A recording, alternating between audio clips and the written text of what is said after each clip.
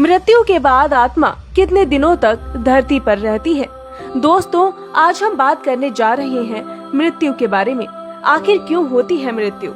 मरने के बाद कितने दिन तक पृथ्वी पर रहती है हमारी आत्मा? इन सभी सवालों के जवाब मैं आज आपको दूंगी। मृत्यु एक ऐसा सत्य है, कहा गया है कि हर चीज का एक दिन अंत होना सुनिश्चित है। आपको बता दूं कि हमारे जन्म से पहले ही हमारी मृत्यु की तारीख भी तय हो जाती है।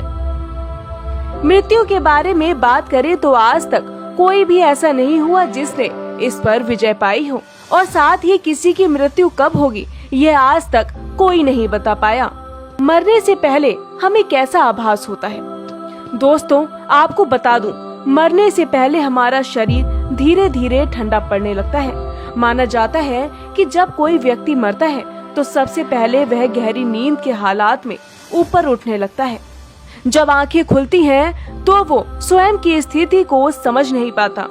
कुछ जो होशोवास में है वे समझ जाते हैं। मरने के 12 दिन बाद यमलोक के लिए उसकी यात्रा शुरू होती है। वह हवा में स्वतः ही उठ जाता है। जहाँ रुकावट होती है वहीं उसे यमदूत नजर आते हैं जो उसे ऊपर की ओर गमन कराते हैं। माना तो यह भी जाता है कि किसी जीव की मृत्यु होने वाली होती है तो सबसे पहले उस प्राणी की आवाज चली जाती है, और जब अंतिम समय आता है तो मरने वाले व्यक्ति को कुछ पल के लिए दिव्य दृष्टि मिलती है। इस दृष्टि में मनुष्य अपने जीवन में किए हुए अच्छे बुरे सभी कर्मों को और संसार को एक रूप में देख रहा होता है।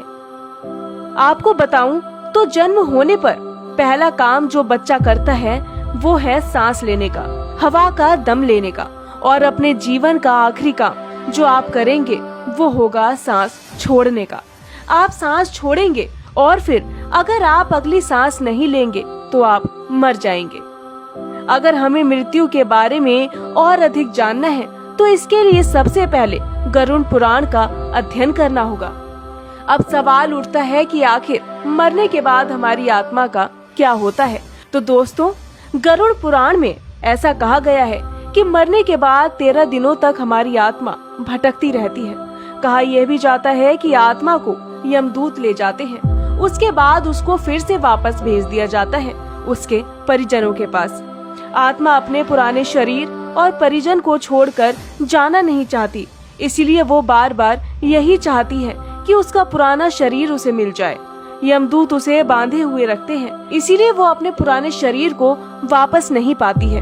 जब 10 दिन बाद आत्मा की संतान उसका पिंडदान कर देती है, उसके बाद उसको जाने की शक्ति मिल पाती है। बस इसी के बाद उसको नया शरीर तलाशने की शक्ति मिल जाती है। आत्मा को नया शरीर मिलने में लगभग 47 दिन का समय लग जाता है, लेकिन अगर आत्मा का सही से विधि विधान से अंतिम संस्कार नहीं होता है तो आत्मा काफी लंबे समय तक भटकती रहती है। यही कारण है कि अकाल मृत्यु हो जाने पर जल्दी से आत्मा को शांति नहीं मिल पाती है। दोस्तों, पौराणिक ग्रंथों में लिखा है कि पुराणों के अनुसार जब भी कोई मनुष्य मरता है या आत्मा शरीर को त्याग कर यात्रा प्रारंभ करती है तो इस दौरान उसे 3 प्रकार के मार्ग मिलते हैं। उस आत्मा को किस मार्ग पर चलाया जाएगा यह केवल उसके कर्मों पर निर्भर करता है। आइए जानते हैं कि आत्मा का सफर कैसा होता है।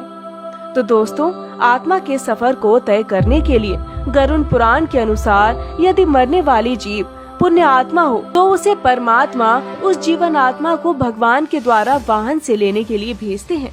लेकिन अगर वह जीवात्मा अधर्मी, पापी और नीच हो तो उसे यमलोक के रास्ते में आने वाले गर्म वातावरण, अंधेरे और आग के रास्तों और वैतरणी नदी से होकर गुजरना पड़ता है।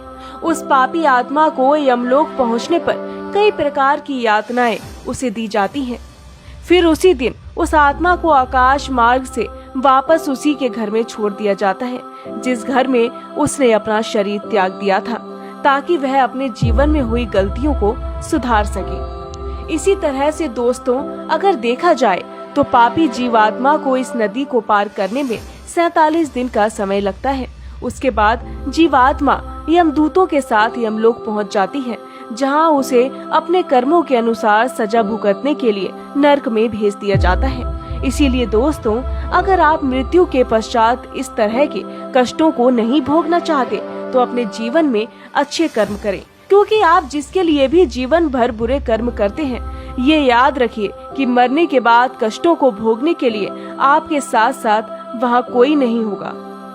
तो दोस्तों, आपको हमारा ये वीडियो कैसा लगा कमेंट में जरूर बताएं। साथ ही हमारे चैनल को सब्सक्राइब करना ना भूलें। और हाँ, अगर यह वीडियो अच्छा लगा हो तो लाइक के साथ शेयर जरूर करें।